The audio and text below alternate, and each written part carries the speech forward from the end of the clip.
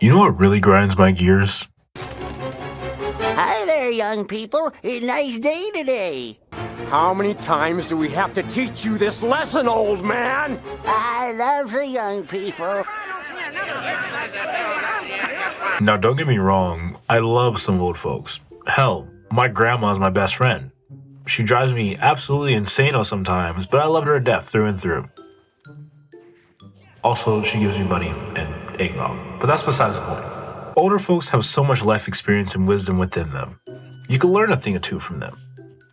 Or you could want to jump off a bridge trying to interact with them. Dear Lord, I've had too many run-ins with out-of-touch, ignorant customers at my job, and I honestly needed a place to vent about this, so here we go. Disclaimer, I am Gen Z, borderline and millennial, so take this as you will. So just yesterday at work, a woman, maybe in her late 30s, came up and asked for a specific bottle of wine. I wasn't sure which one she meant, so I was about to ask what region she was looking for. But before I could even finish my sentence, she cuts me off to complain of how expensive our store is. Yeah, it's pretty expensive here. I get pretty petty when people cut me off, but I know I can't be outright rude to customers, so I gave her the bare minimum info she needed and let her go about her shopping. As she started to walk away, we locked eyes for a moment, and with the biggest white person grin I've ever seen in my life, she hit me with, "Yeah, smiling must be expensive too." Okay, look, sometimes I have a resting bitch face. Okay, all the time I have a resting bitch face. But what makes you think I'm gonna smile for you in the first place when you're acting like that? It's not my job to make you happy. I feel like I get that kind of comment from a lot of customers from all my different jobs. I'm never really mad at work, I'm just neutral, but all the time people say, you should smile more. Yeah, sure, because smiling for old stinky customers working minimum wage makes me want to smile all the time. Yeah, I'm so happy. I think the worst kind of old people are when they're your coworkers. Let's start off with one of my coworkers. Let's call him Johnny. Johnny is pretty nosy. He wants to know everything. Your backstory, your plans, your deepest, darkest secrets. Did I mention he cuts me off constantly? Did I also mention that I hate being cut off? This one time I came into work and Johnny had asked me about a DJ set that I had played recently. I barely got a few words in before he interrupted me with, "Did you play this song?" No, that's not a genre I would play, but I did play this one. "Hell yeah, you did." So I continued talking about my set, then he asked what I was doing on the computer at the front desk. I told him I was writing a script for a YouTube channel, and without skipping a beat, he went, "Hell yeah, you are." Is this sexual harassment? I've never felt so uncomfortable in my life. A 50-year-old gay man saying things like that to me, like he's flirting? And every time a woman walks by, he turns to me and says, "Oh, she's cute, isn't she?" Now, I do want to preface and say I have no problem with anyone that is gay, lesbian, bisexual, anything. I am an ally through and through. But I am a straight male, if you couldn't tell, and I appreciate looking at a fine female from time to time. Dear God. But it's weird when some older guy tries a little too hard to bond with you over women. Maybe it's just me. Then there was another coworker I had named Daryl. Emphasis on the was. Daryl was just as nosy, if not worse than Johnny. But the difference, if he wasn't included in conversations, he'd cry and complain like a kid left out of recess. This one time, as Daryl was leaving off the clock, he tried to stay a bit longer, trying to say goodbye while also trying to join in into a conversation with me and another coworker. I don't even know what we were talking about, maybe like drugs or something like that, but it was definitely a conversation where we didn't want him to be a part of. One thing to know about Daryl is that he's an op. Not a literal cop, but he works in upper management, so whatever we say could potentially go to our bosses. So me and my coworker stopped talking about whatever we were talking about when he came around and just said our goodbyes and made little small talk. And then he asked, "What were you guys laughing at?" I say it's something personal that I really don't want to share, and he gets visibly upset and just leaves afterwards. Me and my coworker thought nothing of it, and we just continued our yap session. The next day when I got in, though, I noticed a letter at the front desk that was from Daryl. I honestly didn't feel like reading it, but when my coworker came in, she was furious about the letter. From what I remember, the letter had something to do with us slacking off and not doing our job properly. I kind of laughed it off because I'm sure it was because we didn't include him in our conversation yesterday. So my coworker, let's call her Shane. Love you, Shane. Hope you see this. If you don't, it's all good. She brings the letter to our big boss, and big boss has a talk with Daryl a few days later about his behavior, saying it's childish of him to stoop so low to write a letter, and if there is an actual issue, to speak to upper management instead.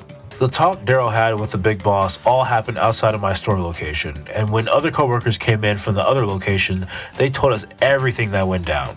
Apparently, Daryl didn't like being called out for his behavior and wanted upper management to do something about us because we're lazy and don't do our work. Eventually, they wanted to drop it and move on, but Daryl got so pissed off at the situation and some other stuff that was going on with his pay and his position that he just ended up quitting altogether. When news spread about him throwing his temper tantrum, we all laughed and spoke about how he was at work. I didn't know him for too long, but apparently he had some issues messing with women at the workplace, and Shane gave us the tea that he actually had a lawsuit made against him for making women give him favors for higher up positions at his last job. Yeah, he definitely wasn't going to be here long. And now, the whole reason why I made this video in the first place.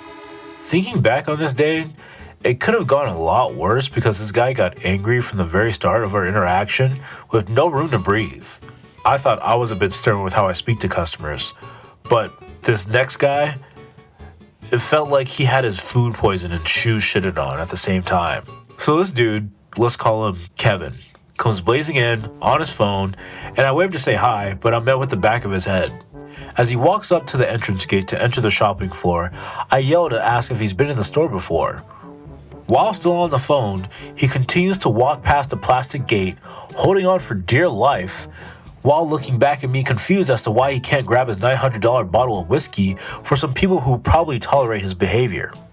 Sir, you have to tap your card. Huh? Which card?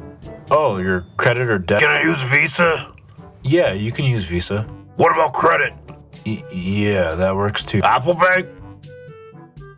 Yeah. So he gets inside and does his shopping.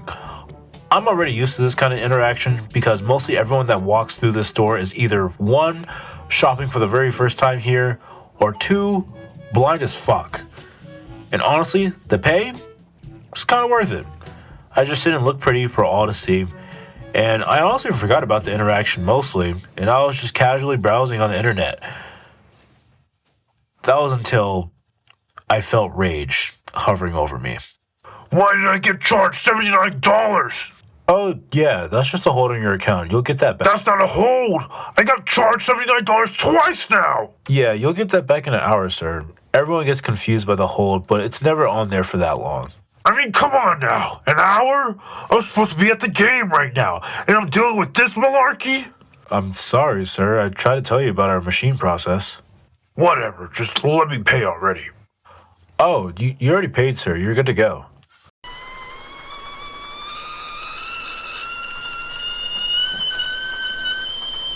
What do you mean I'm good to go? I didn't tap my card yet. You did when you entered the store floor. I wanted to use this card. I didn't know that. So you're telling me that you just put your card in anything, right? You go to a random store you've never been before, and they're like, "Hello, welcome to our establishment. Give me your money before you come inside, please." And just do it. Without any questions asked, all while ignoring all the signs and help from the employees and get mad at the store for your mistakes. Yeah, that makes a lot of sense. Anyways, he went on a whole tirade on how this place is a disgusting disgrace of an establishment and he'll never come shop here again. I ended up calling my manager and he got the same fate I got. Unfortunately, we couldn't fix the issue that we had with his order at the time, so we had to deal with it later when yada yada yada work BS and all that good stuff. Thankfully, I didn't see Kevin all day after that initial interaction. My coworker Shane said he had came back on my lunch break and apparently he was a sweetheart. Can you believe it? A man being nice to a woman? Would have surprised me. But that was the last moment I had with Kevin. Until 2 days later. It didn't happen directly to me, but another coworker. Apparently, he had gotten a bit of Kevin's wrath. I was working in the back, but I didn't hear a peep from the front. And it's a pretty small store, so I feel like I would have heard something. But I guess that's what happens when you're sitting on your ass getting paid to look pretty while bumping Hatsune Miku. What a life. Isn't it wonderful?